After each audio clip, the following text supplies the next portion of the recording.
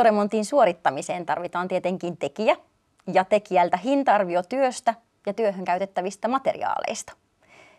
Millainen on hyvä tarjouspyyntö?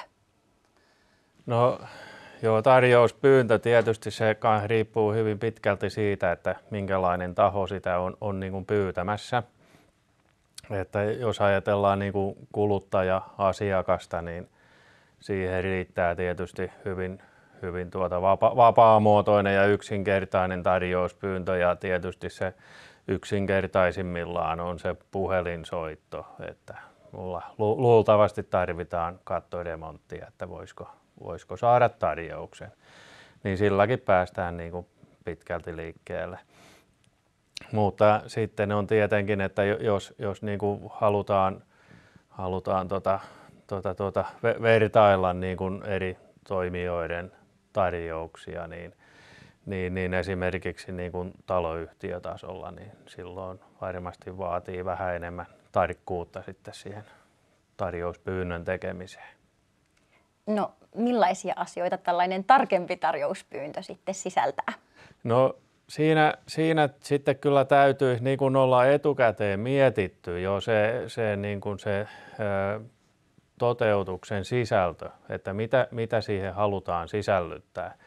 Koska jos halutaan vertailla niin kuin useampia eri toimijoita keskenänsä, niin se on käytännössä ihan mahdottomuus, että ellei niin kuin kaikki tarjoa sitä samaa asiaa.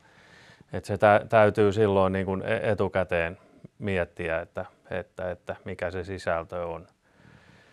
Ja no siitä se oikeastaan, siitä se kaikki lähtee sitten. No, voiko tarjouspyyntö olla koskaan liian yksityiskohtainen? No kyllä se ehkä voi näinkin olla, että jos on niin kuin hyvin pieni projekti ja jos siihen sisältyy niin kuin hyvin laaja asiakirjapatteristo, niin siinä voi sitten käydä niin, että jää ilman niitä tarjouksia. Niin siinä mielessä voi olla. No, miten sitten näiden saatujen tarjousten kanssa toimitaan? Miten niitä vertaillaan? No se on tietenkin, ensinnä pitää pyrkiä selvittämään se sisältö, että mistä se koostuu se tarjous. Ja sitten kun on saatu ne sillä tavalla samalle viivalle, niin sen jälkeen voidaan sitten siirtyä vertailemaan sitä hintaa, että saadaan se taso sieltä, että onko joku halpa tai kallis. No, mikä olisi hyvä määrä vertailukelpoisia tarjouksia? No siinä on tietysti, että jos esimerkiksi saa 3 tarjousta, niin silloin on jo niin kuin aika hyvä määrä, että siitä pystyy vähän sitä hajontaa jo näkemään. Halvin vaihtoehto ei taida olla aina kannattavin. Joo, kyllä se juuri näin on, että jos on niin kuin selkeästi tällainen alihintainen tarjous, mikä poikkeaa niistä muiden tarjousten tasosta, niin kyllä se on niin kuin selkeä lupaus ongelmista siinä projektin toteutusvaiheessa.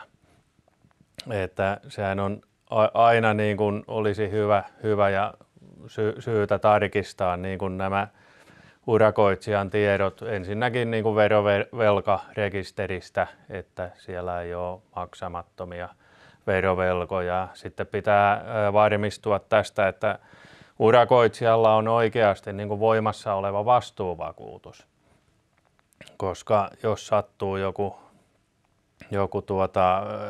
onnettomuus sen projektin aikana, niin siinä voi käydä sitten niin, että siinä tilaaja jääkin itse sitten makselemaan niitä viuluja.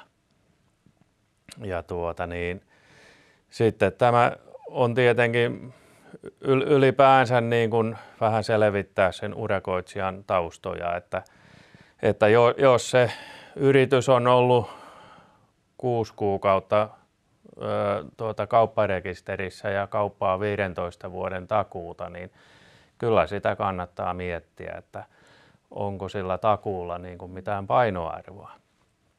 Taas sitten jos yritys on toiminut niin kuin vuosikymmeniä monessa sukupolvessa, niin se on kuitenkin luultavasti silloin toimii vielä tulevaisuudessakin.